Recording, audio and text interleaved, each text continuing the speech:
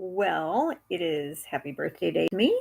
It is 1 o'clock here where I live, and I just got done putting my washer back together. It's been in a week long saga of getting cleaned. Um, we're always learning things, but it is my birthday, and actually, let's see, in I think it was 1:30 or 1:35 when I was born on the West Coast on this day. So that would mean in about 2.5 hours, it will be the time. So everyone get ready. By everyone, I mean no one except me because I'm just recording this for myself. Um, I just thought maybe I should record something in case um, my my cognition is going down and my muscle use is pretty jacked up. I did recently finally get some diagnoses, like 8 different diagnoses, which is very encouraging. Um, People who are not sick or are in denial about being sick don't understand why you would celebrate getting a diagnosis. But disability is really just about um, getting, I won't say radically honest because it should be the norm level of honest. It should be labeled that way and not as a radical act, but getting honest, full stop, about our bodies and our mortality and so forth. And so this year, what I'm dealing with at this time is I can't really use my arm. My arm, well, my arm hurts a lot. I can't use it a lot, but my hand really, really, I can't use.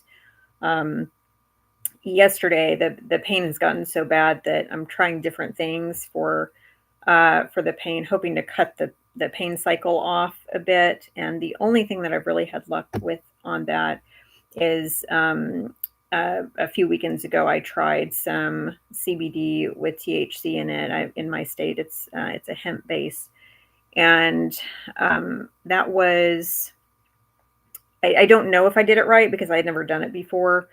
I know that when I came down off of it, there were some effects that I did not like, a lot of agitation. So I'm not a big fan of the CBD at this point. But I thought what I what I did have that weekend was a little bit of THC in one of the CBD elements, and so I thought I would try that yesterday since I'm going to be kind of offline and quiet for a few days due to the beginnings um, of the holidays and my birthday. It's also my dad's birthday this weekend, and then after another week or so, it's my grandpa's birthday, and we have a lot of birthdays, and we're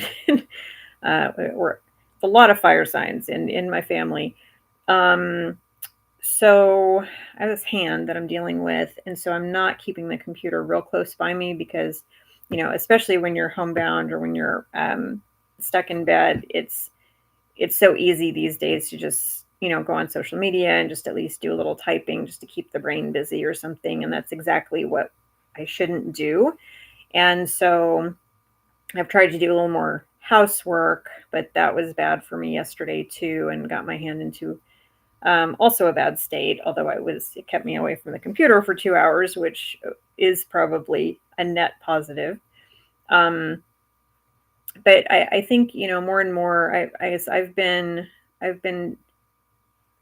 knowing that I was disabled in some way or another since the beginning of 2018.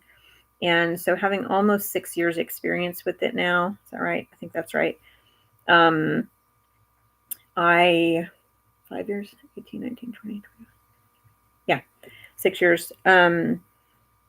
The thing I think that is most useful about it and most powerful about it is that you just do not get to look away from the reality of who we all really are. And when I see people being experiencing trauma from these things, not from the pain itself, but like the emotional trauma of, oh wait, I'm not super person. I can't do these things anymore. I can't be at everyone's beck and call. I can't be in codependent relationships where people guilt me into shit because my body won't do it, or my body will do it for a minute, but then I have 4 months of recovery time or can't go to work or whatever.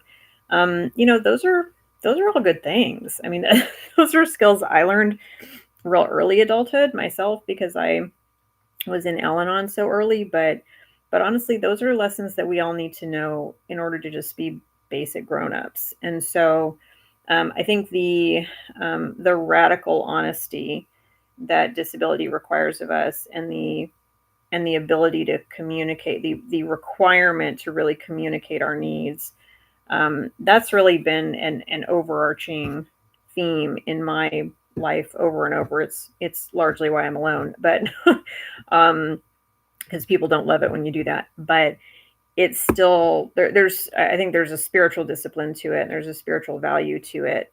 And around you, it creates ripples of people having to rethink their levels of honesty. Not in every case. Certainly, if it happened in every case, I'd have people calling me today for my birthday. I'd have, family to hang out with. I'd have stuff going on. But because certainly it scares people to know people who know what they need and are willing to say it and kind of, hold you to that. But for me, it's kind of the only way I know how to be anyway. I've tried to be more dishonest, more pull punches kind of person at different times in my life, and I've never caught that skill. I just never have. I wish I could turn that on and off like some people can, and some people are especially good at it. And in my family, it's not a family who says it thrives on that, but in order to exist inside the family system, you have to be willing to live in that kind of ecosystem. And I just have never been good enough at it.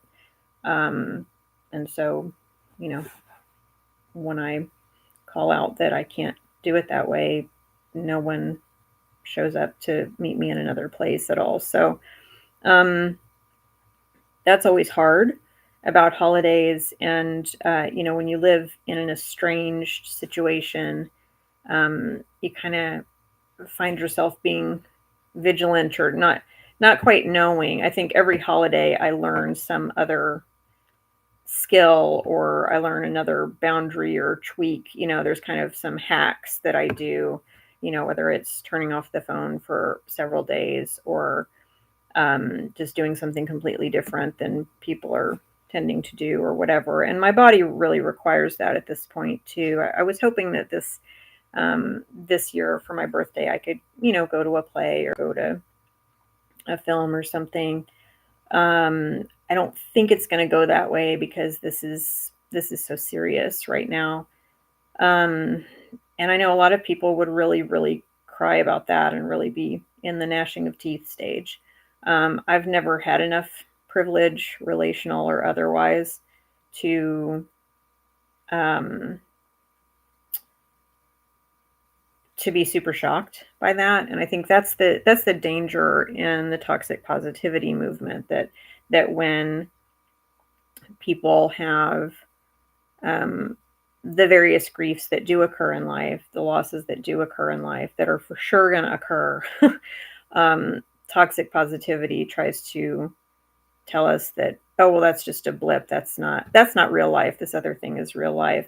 The problem with doing that is that if you have anticipatory grief of some kind, if you're aware that, no, I can't do that, my body can't do that anymore, or whatever the thing is, then my brain has already set up all the pathways, all the synapses to know how to fire when that happens. And so then I don't have to go into shock every single time there's a loss. And don't get me wrong, I'm in shock a lot of the time.